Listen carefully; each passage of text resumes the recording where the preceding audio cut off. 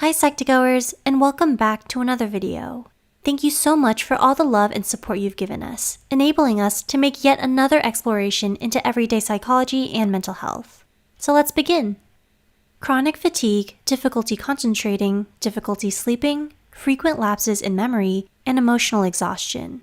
Now, does this sound like someone experiencing burnout? Or are they suffering from clinical depression? More often than not, these two are confused. Burnout refers to a negative state of emotional, physical, and mental exhaustion caused by excessive stress and an inability to cope, while depression is defined as a mood disorder characterized by persistent feelings of sadness, emptiness, and hopelessness. Because there's so much overlap between symptoms of burnout and depression, it can often be a challenge to tell the two apart. Mistaking one for the other could lead to a lot of harm, especially when trying to treat it.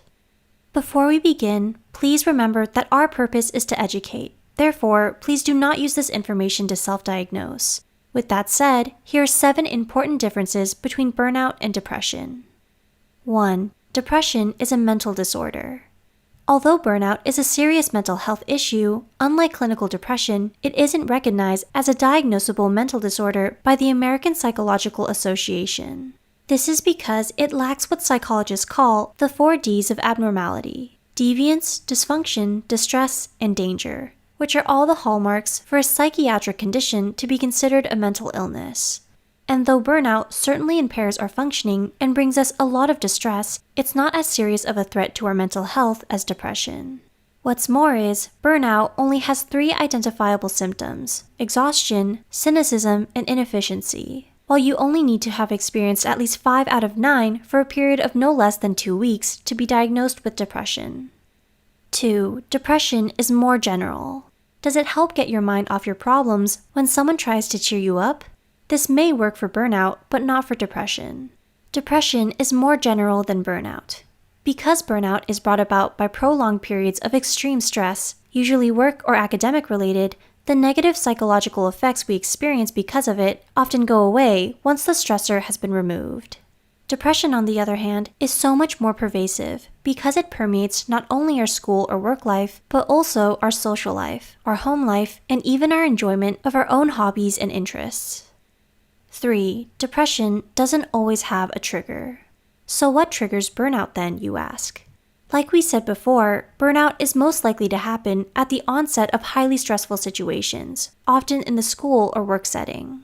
Common examples include studying for final exams, getting into a prestigious college, or a big promotion at work. But when it comes to depression, there isn't always an obvious trigger for why you develop it. 4. Depression erodes your self-esteem.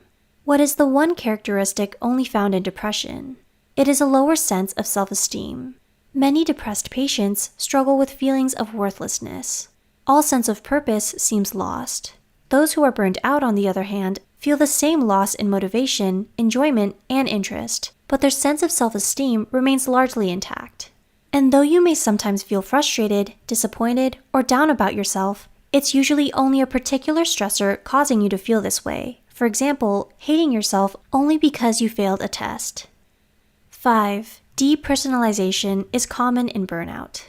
Depersonalization is a persistent feeling of detachment from oneself.